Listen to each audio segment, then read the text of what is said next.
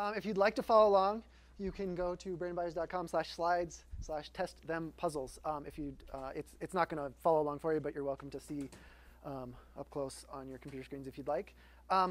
Today we're going to talk about puzzles. Not these kind of puzzles, or these kind of puzzles, or these kind of puzzles, but these kind of puzzles. We're going to talk about JavaScript puzzles. Could be any programming language puzzle that you want. And I'll get a little bit more into what exactly I mean by puzzle, but mainly we're going to be looking at writing puzzles, and then also there's the benefit of solving them as well. And puzzles are fun. Puzzles are great, and I know we have probably a mixed audience here of people that are maybe more advanced, maybe more beginner. Puzzles are great for beginners or anyone approaching a new concept or a new language. They're a great little way to approach something in a fun manner.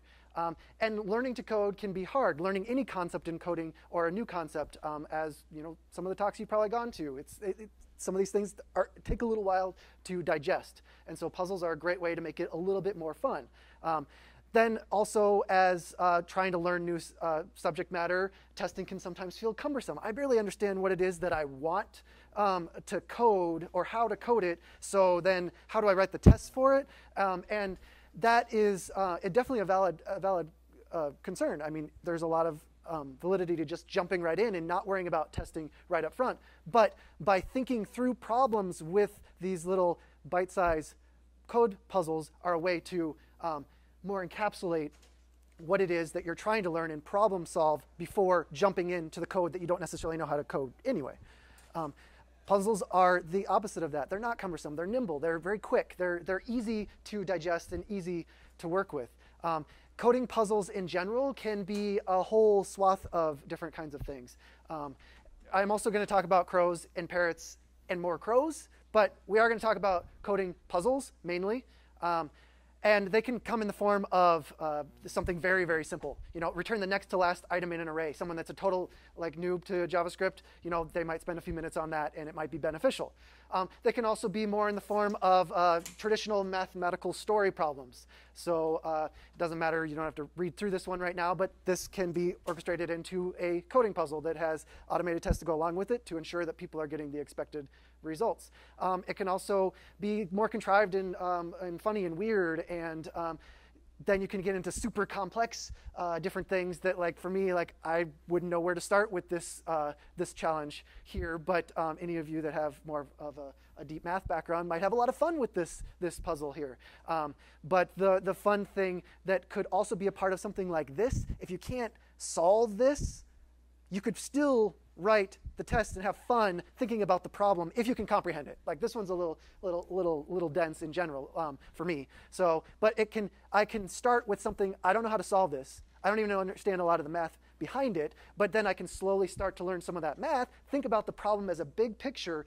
Right, and then start to slowly write the tests. Maybe I won't be able to solve this until like years of math experience for myself that I'm lacking in, but like at least I was able to write and fully think about the problem and then know what it is that I need to approach. So it's just a different way of approaching new topics.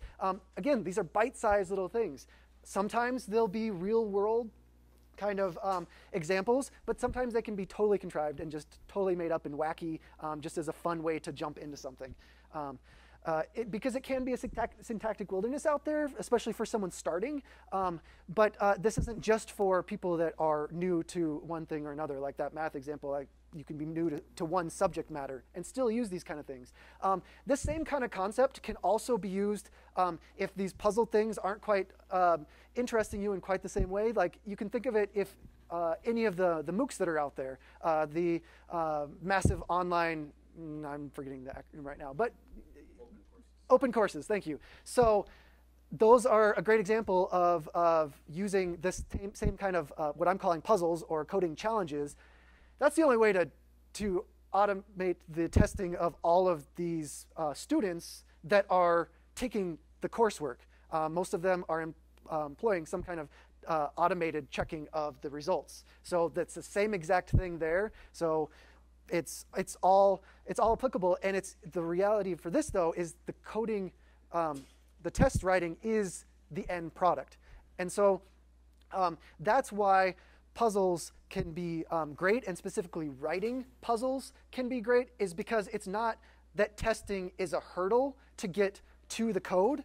It's that testing, if you want to share these coding puzzles with the world, or even yourself, and want to know that it's a subject matter you don't know much about, but you want to make sure that you're going to get the right result, it's something that where the test itself is the end product. So it kind of makes a flip there, especially if you're like having troubles getting into any kind of testing or TDD mindset. It can be a way to kind of flip that. Well, let's start with something that is about the tests as opposed to being about the tests that are in the way of me writing my code.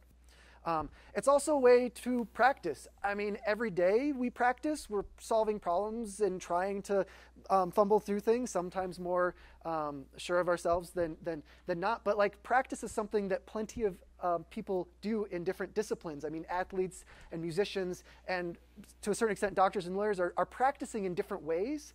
And it's something that I think that we as developers could incorporate more as a way to do things. And side projects are a great way to get that kind of practice, but sometimes side projects spiral into weeks and months and sometimes turn into like full-time projects in their own, that they aren't always a great way to just make something that can be done, say, in less than an hour, something that's in one sitting. I can do this and I can accomplish this, and approach something, but approach it with a problem-solving mindset in the bigger picture of understanding what's going on, as opposed to just ramming your head at something until it just works, but maybe don't fully understand it. So it's just a different approach here, and it's about that test-driven learning approach, I'm calling it here. Now, there are some studies from the mid to late 2000s that were using the term test-driven learning as a way to teach computer science students a TDD mindset earlier in their learning, as opposed to oftentimes once they get a job.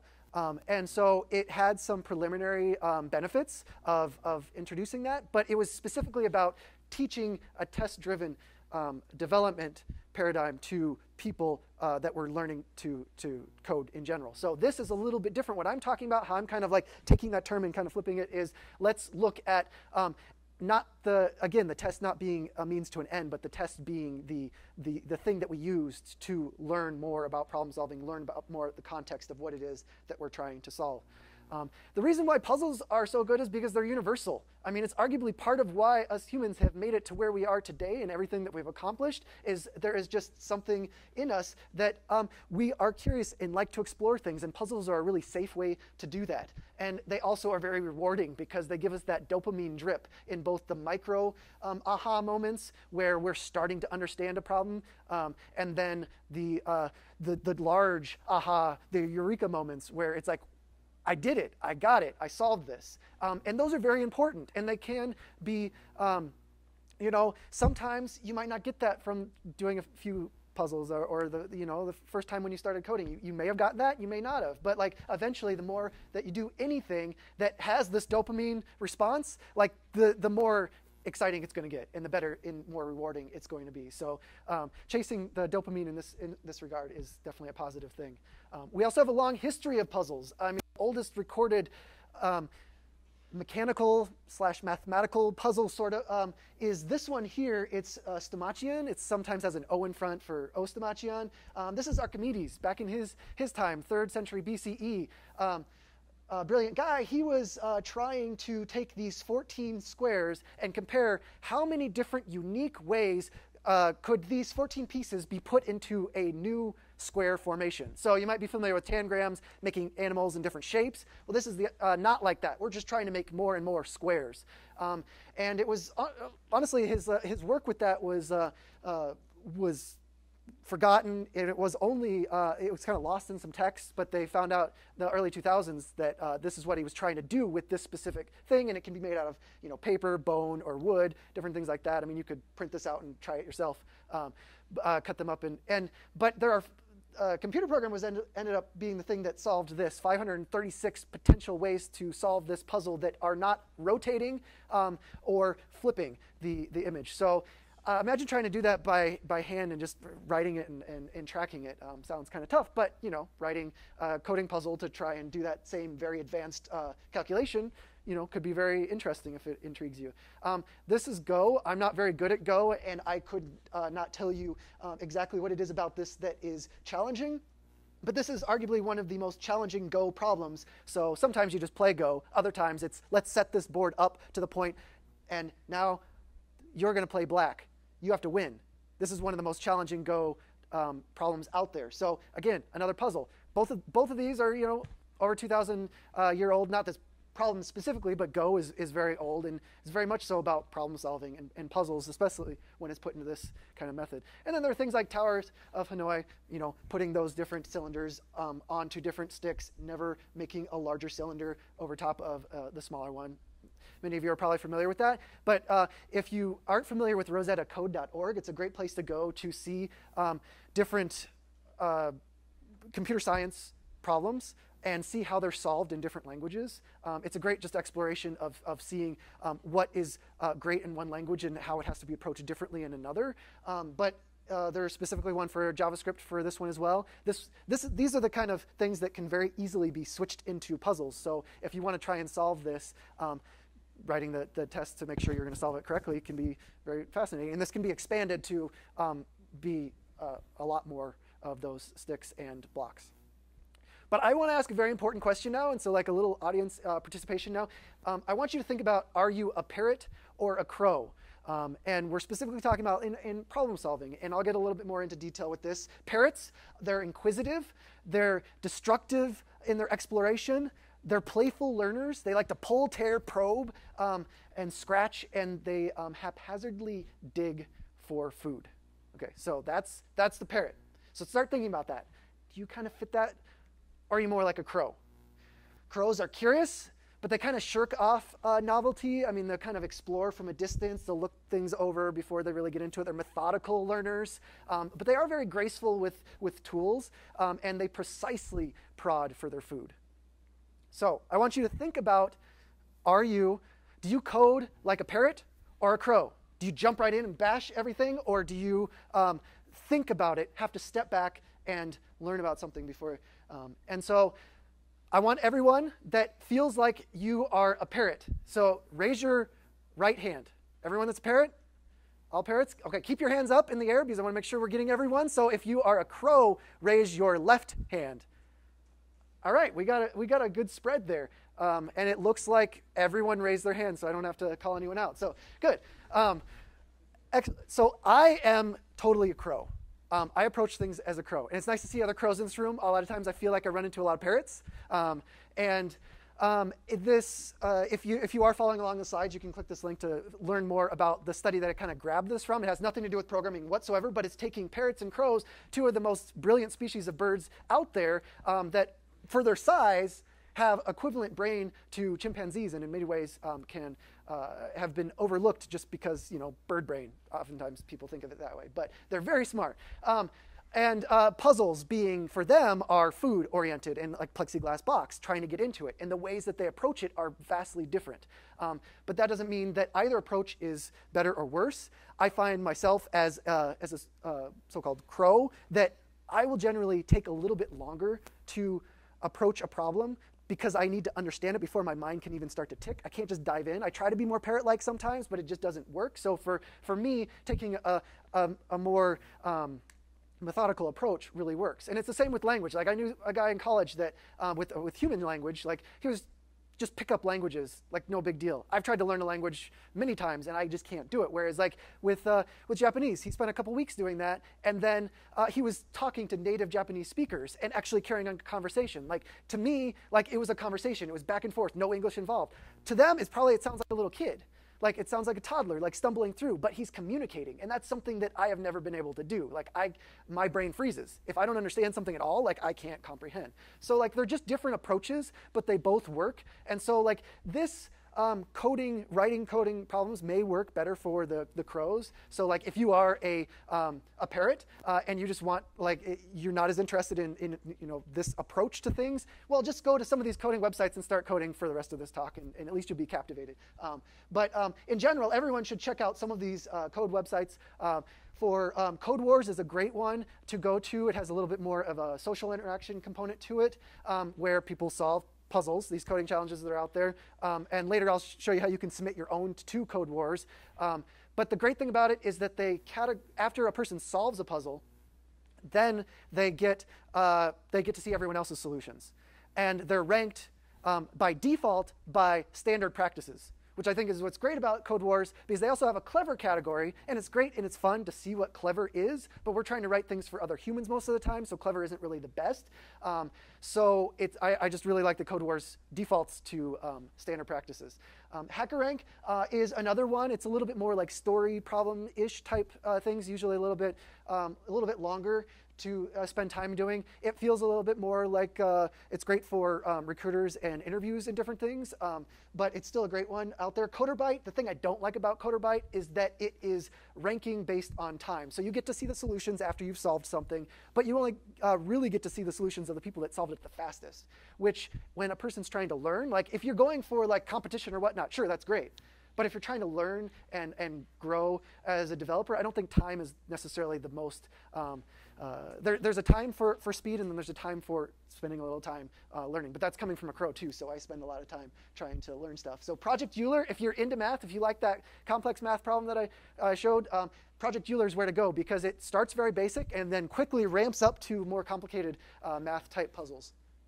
Free Code Camp, that's where I started writing puzzles, was on Free Code Camp. It's a place, if you're not familiar with it, for beginners that can come together of all different skill levels and backgrounds and learn to code together. But most of the work is sent off to, say, other free resources online, and Free Code Camp creates the syllabus in the community for where to send people to. They were sending people outward for the code challenges, the code puzzles, and there were certain issues with that, so we brought it in-house, and then at that point was when I started exploring this whole code puzzle and writing code puzzles, and for me that changed a lot. It made certain things just click a little bit better with testing in a way that it never had before, so I really enjoyed sharing them there, and that's the other place I will show you at the end of the day that you can submit code puzzles to. Like the difference between Code Wars and Free Code Camp would be really, Free Code Camp would get, like if you want to get some puzzles out there for people that, you know, take beginners less than an hour to solve, like you can really get some influence and get a lot of people doing it. Code Wars, there are a lot of people submitting things for there, so, and there's a review process and everything like that. So it's definitely a lot more than like the pull request that you could do at Free Code Camp. So it depends on if you want to share these things with the world and really get out there and doing it or otherwise. But Node School and Exercism.io have different, I mean, they're all kind of coding challenges, code puzzles, and they just have different ways of approaching it. You can see here, you're not, I don't know, it looks like it shows up decently well, but it's not important that you see exactly what's going on. But here on the, this is Code Wars. So you see on the left, you see a description of the challenge along with some visuals here, because sometimes code puzzles are a little bit more complicated to just describe in a paragraph. So showing some examples is really great. And then on the right is the actual setup for the problem, and that's where a person would write their actual code. And then the thing with Code Wars is it doesn't actually show any of the specifics of what tests are failing or passing, so you can write your own tests to help you with that. So this is a nice baby step if you don't want to just start making your own code puzzles from scratch.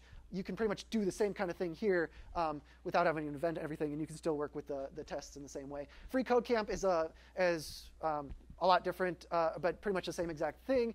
We have up here the description. There's more information available, and then you can see, you can just immediately, the difference here is you can run all the code and see the test cases in more of like a real world example of like how you'd be doing a TDD method. And so this one has a lot of tests that are all just checking for true, so passing true works, but there are ones that are below the screenshot that are failing. So that's an important part of, you know, writing tests for these puzzles, is make sure people can't cheat. So let's look at how to make puzzles. And I mean, obviously it's a bit of a creative endeavor, so you could do all different kinds of things, but this is kind of what has worked for me. Let's start with something super basic, and I know we're like really, really basic, but let's start with something and let's work backwards. Let's look at something that could trip up a beginner. Let's do an add function. That adds there, and so we'd write an expectation like this. But if our expectation is we want that to we want to create a description out of that being the final result, well, then we're also going to need to write expectations like this. And so we're going to have to start thinking about how are we going to write the description of this puzzle that is like this? Well, it looks like it's concatenation. So we're actually not doing an add function there. So that's kind of deceiving to start someone out with an add function there, because that's not really what we're doing. And so assumptions are bad. It's in general bad to be writing tests with assumptions. I mean, we really need to be considering all of the edge cases. And with these puzzles that are just going to go out into the world, you really need that too. Or if you're only doing them for yourself, we still really need that, just like any test-driven development in general. But like specifically for these puzzles that are arguably going to be challenge you at something at your skill level, you're going to need to make sure you're covering and thinking about this. Think a little bit like a crow in the beginning and think through something so that it's really about approaching it as the problem that it is, as opposed to only thinking about the description and like, okay, I can do this, I can make it work. It's like a beginner, can be like, okay, I can make this add function work. I can do all this kind of stuff, and we can change it so that the description says, we'll just start sending out strings. So that works. We've got and we have an expectation that it's a number. And then, maybe a beginner is going to look at this and be like, oh, well, I can solve the issue of getting to concatenation if I don't want concatenation, but then we're going to get failures with floats or anything else. So like very basic here, but this is the kind of stuff that's very easy to overlook when approaching a new problem. And it's the kind of stuff that these coding puzzles can be a way to approach problems and really think about them. So again, assumptions, bad.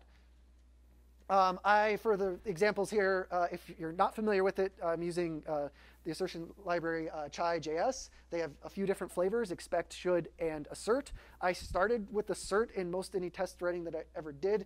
And for these kind of things, and in general, I use expect anymore in my everyday work.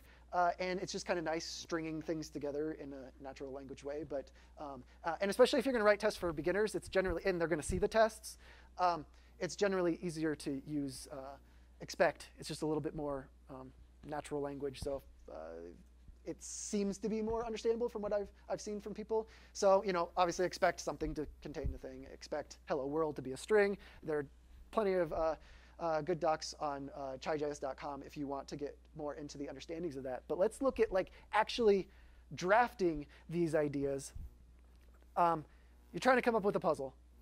And it can be totally contrived, or you can take a real-world example, like maybe you want to do some kind of calculation. Just break something down really simple. These are the kind of things you're going to be doing if you're writing any tests for anything you're doing in your regular development. But like, think of something that's not only interesting to you, but is also at your skill level, and that is something that is going to be challenging to you. Something that you're okay, some are going to be a few minutes in time. Some are going to be like close to an hour. I say like hours are a really good time period to spend on something because it's digestible. If it starts taking longer than that, well, then maybe it was something that was a little bit more advanced than you were prepared for, which is a great learning experience in itself. And the thing I find, if I try and write a coding puzzle that's more advanced than what I can solve in an hour, then putting it off to the side and coming back to it weeks or months later, it's always just so refreshing to be like, oh, I have no idea why I didn't understand that before, but now that I've been approaching these problems for a while now I can solve it. So it's a great way to encapsulate something that you're not quite getting, and then putting it off to the side too, to approach later when you're fresh and have new ideas. You can also have things that are inspired by fiction. So maybe you want to like go through 50 Shades of Grey and see how many repetitive words there are in it, because I've heard that there are. I've never actually read the book. Or maybe you're into Harry Potter and want to do some like magic trick puzzle, or Ender's Game with some bug or something or other. But the other way, if you don't feel like fiction's your route, you can go with concrete examples of what's out there.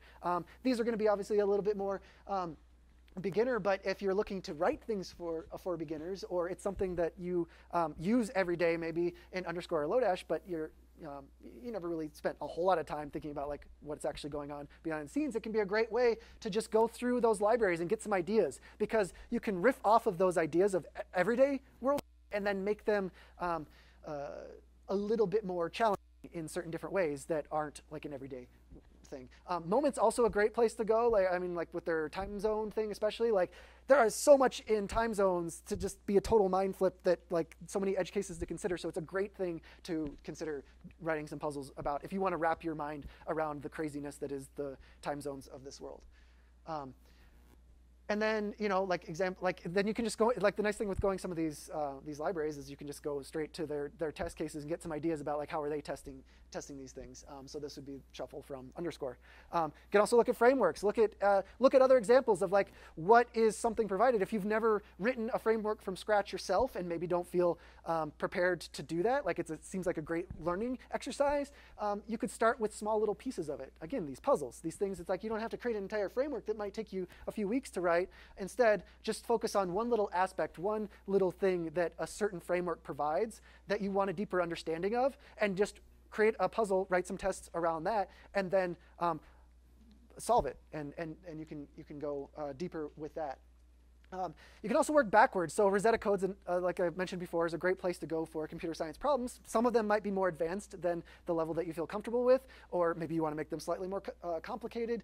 But you can take these solved problems, break them down into bite-sized chunks, and then use those as well. So let's walk through we'll start really basic and try to not get super complex, but we'll try to iterate over this. So this is going to be super simple. I'm calling this one slasher film, and it's returning the surviving elements of an array after chopping off n elements from the head. I like to anthropomorphize stuff, and so even though this is gruesome here, these numbers are going to lose their heads, they're going to die. So obviously, we expect that it's going to return the last remaining item, and in this case, it happens to be an array with one item, and it's 3. And then we expect that if no heads are sliced off, that we're going to get all of them back, and if none, this is the kind of thing that would be very simple to do, and it might take a beginner like a few minutes, but like generally, it's not something that's that complicated. So let's not in trying to go against what Venkat was talking about in his talk yesterday about making things simple, but let's try and make this a little bit more complex, as in let's try and challenge ourselves a little bit more. So different ways that I'll start with something really simple and then try to make it a little different is like, okay, well, let's turn it into strings. Let's make it so that it's not just like built-in functions, and so it's something that's a little bit more unique. Still pretty simple here. We're going to just respond with something based on the result that we got that was specific to the description of the puzzle that we had. So the thing is that maybe I want to make it a little bit more complicated, and then start including that I want not only different forms of input. So I got a comma there, dot here. So we gotta deal with a little bit more, not much, but we have to deal with a little bit more. And then we're going to start going with that. We're going to take whatever's remaining. So in this case, we're slicing off that one. We're keeping these ones. Then we're going to flip-flop them, make 4,922. You are amongst the lucky few. So few rhymes with 2. And it's starting to get really kind of messy. But this could work as a puzzle. How would I write the description for that? So we have the original one that we have. Return a string of the surviving elements. So those are going to be numbers, and we're going to need to be a little bit more specific about those numbers. Could be in strings or otherwise. So this description is already getting a little bit confusing. But then we're going to say that the string of English word equivalents, as opposed to using the numeral itself.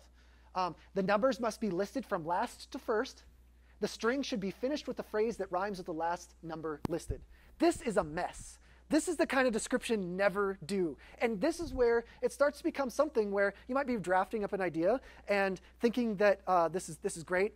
Not saying that this one's great, but like you might be going with something that is, and then realize that it's really hard to describe in a simple way. And that takes us back to the whole concept of writing these puzzles as a way of thinking about problem solving and thinking about how to communicate these things with other people. This is not communicating anything. People are going to not try to do this puzzle. Even if you're trying to do this for yourself, you might spend more time thinking about it than you want to just to solve it yourself. It's not helpful. And instead, what we could do is we could refactor this one, or I say, like when I was just drafting this up, I was like, well, maybe I'll just go with a little bit different of a puzzle, but I'll take what I liked out of it. The only thing I really liked out of this is like numbers and rhyming. Sounds like fun. So let's make a rhyming poem. So you will be given an array of numbers, and I'm starting with the description here. Each number will be between 0 and 9. So again, we're talking about digestible puzzles. We're going to simplify this. We're not going to have infinity for number options. We're going to keep it between 0 and 9. These numbers may be integers or strings. And so we're already letting them know what to expect. And then we're going to emphasize that if a number is in a string, it may be a digit or a word. this could be described like this. Someone coming fresh to this may not know exactly what I'm talking about. It could probably be phrased a little bit better, but this is what I came up with in my first draft. And then we're going to say return a nonsense poem. So we're letting them know what we're expecting back. And where each line starts with a number from the array, followed by a phrase ending in a word that rhymes with that number. So examples are great, along with descriptions. So we have something like 9, you smell like wine. 5, chicken dumplings make me feel alive. And then you can continue on. It pretty much does not matter what's in between, only that we return something as each line has the word equivalent of a number, and then that last one must rhyme with that. So then we have to think about how are we going to test this, because we're dealing with something a little less straightforward than just true or false or checking if something is a string. So if you're going to get into writing things that are going to have to expect a few different things, you're going to have to think about it a little differently. Here is where I would generally say, like, creating that beginning function to let them know that this is what you need to do, and they can, pretty much change everything except for the function name, because that's what our tests are going to check off of. And then you don't have to add a comment. I generally do, just usually nonsense, but just to have that in there. But if you have something useful that you want to say that wasn't in the description, you can put that in there too. And so we see that we're going to receive an array and return a string. Those things are the important things to put in there so people know what they're expecting and what to get out. They can get that from the description. They can get that from the starter function. And so for this example, I mean, it'd be better if these were random, but I'm just going to use a short array and a long array. And then if you're not familiar with Mocha, it's using this describe block.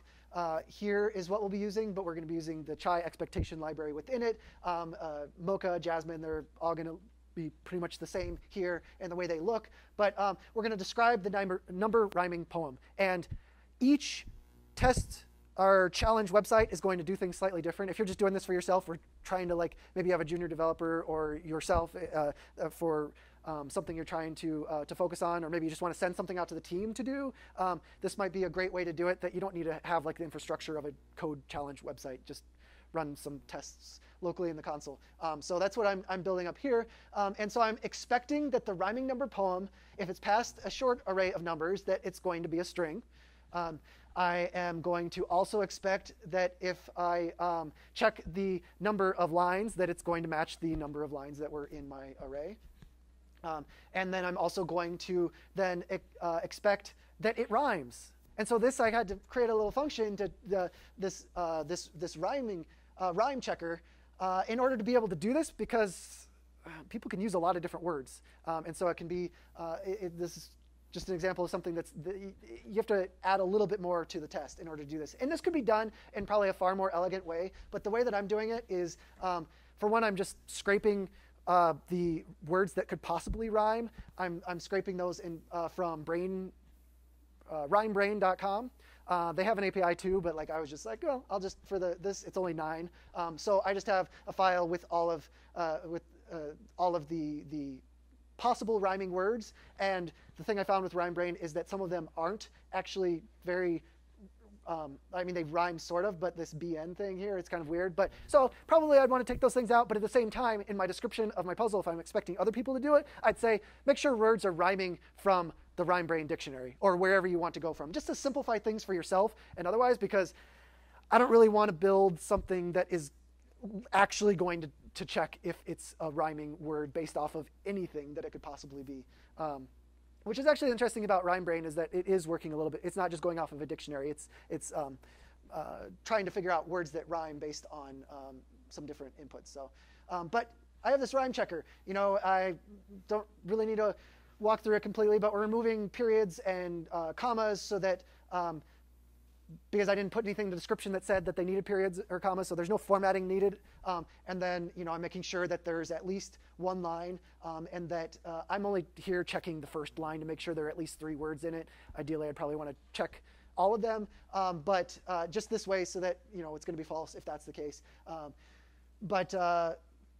And then we're just going through and comparing the first word to the last word and making sure that they rhyme. So, and this is going to return true if that's the case. And then if you want to see that, you can also just take the slides, if you're looking at the slides, and just add this to the end, and you'll be able to see that poem JS file.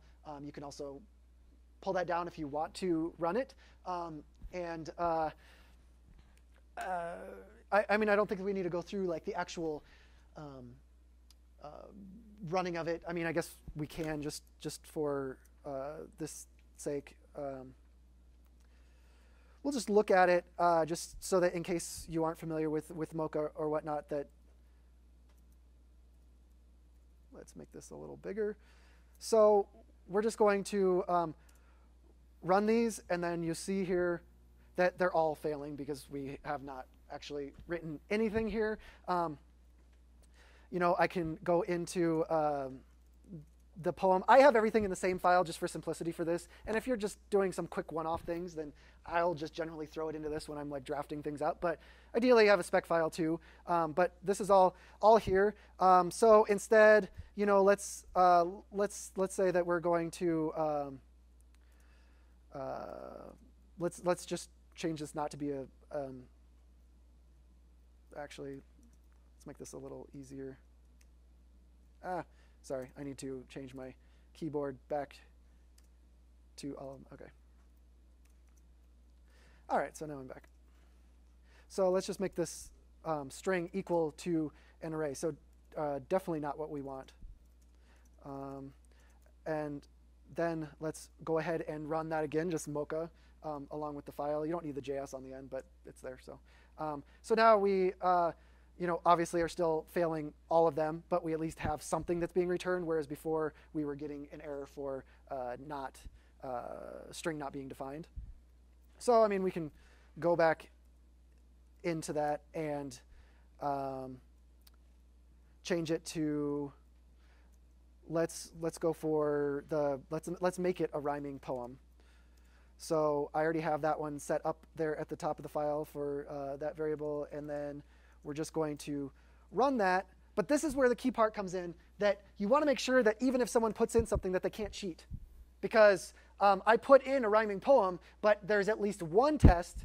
You could definitely write more tests to offer more coverage to this, but this initially works because one of those tests are still going to fail, should return correct number of lines for a long array. And I put in a poem that matched that short array. So definitely make sure you always have something so that you can't put in just without ever actually write and solve the puzzle and just cheat. So make sure those kind of things are in there like that, and just make sure you think about those.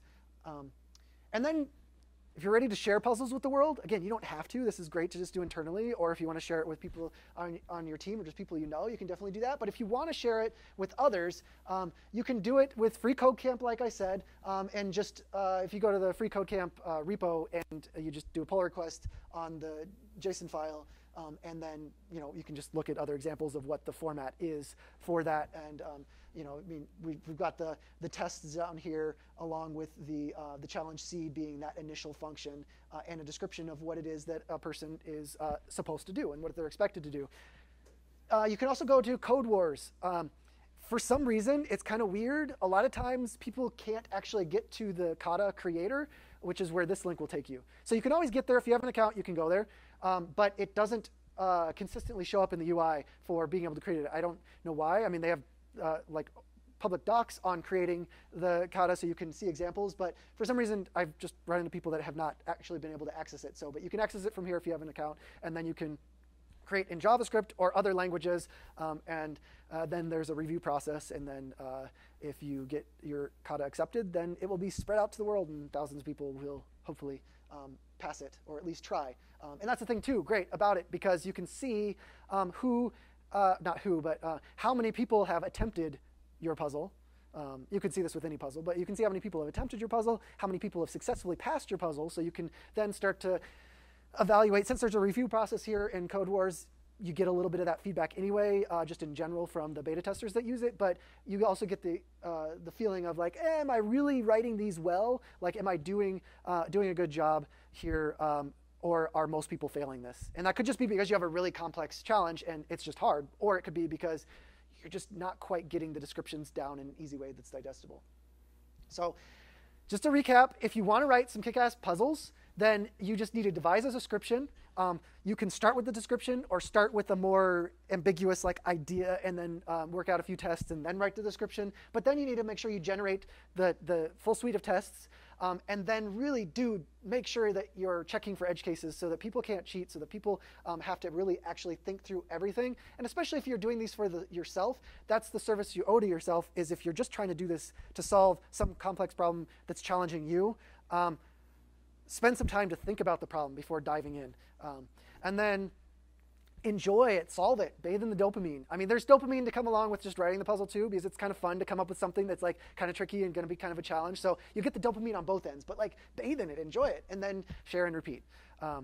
So if we'll have some few minutes for questions too, but welcome to ask questions on Twitter, Branden Byers. I work at a company, Interactive Intelligence. I'm happy to talk about that, or any other things. If you like want to grab me and talk about stuff, like happy to talk about free code camp. I stand on a balance board all day at work, so if anyone wants to hear about that crazy stuff, and I have 2 goats, so I talk about goats all day too. So, but definitely also consider leaving some feedback, please. I'd love to know what worked, what didn't, and then.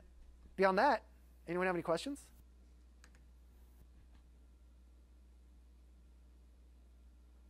How's your approach changed as you started posting on these puzzles? I didn't actually know that exists until the code camp. I done some code words, but have you felt that your methodology to crafting puzzles has changed a lot since you started writing them?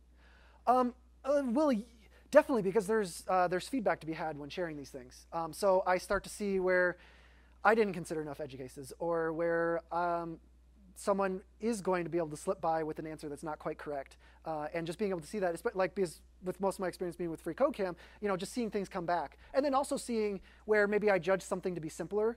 I thought it was simpler than it was for say a beginner audience, and it was a little bit more challenging. And then so trying to think about the target audience, whatever that is something that's definitely changed over time, and seeing things come through, and then see how the first puzzles I was writing were rather crappy, and I could do a lot to refactor them. And so yeah, there's a lot to be learned sharing these things with other people, and I think especially if someone wants to use this as a team building kind of thing, do challenges internally. Submitting them publicly too can be a great thing to start knowing what's actually an applicable puzzle, what's actually a good puzzle, because it can be kind of challenging to write. And I'm not saying I'm a good puzzle writer, but it can be challenging to write puzzles that other people are going to be able to grok right away and then be able to solve within a digestible period of time. So if you want to do things internally, you can test it on all your people, or you can send it out to get some practice and then bring it internally, because it's also just a great way, I hope I've been able to convey, of learning testing. So if you're on a team maybe that doesn't do a lot of test-driven development, and you want to make test-driven development fun, start with some of this stuff that's totally not allowing people to be able to waste an hour of time without it being about, I need to learn this. It's just waste some time, have some fun, play with some puzzles. So I know that was went beyond what your question is, but so yes.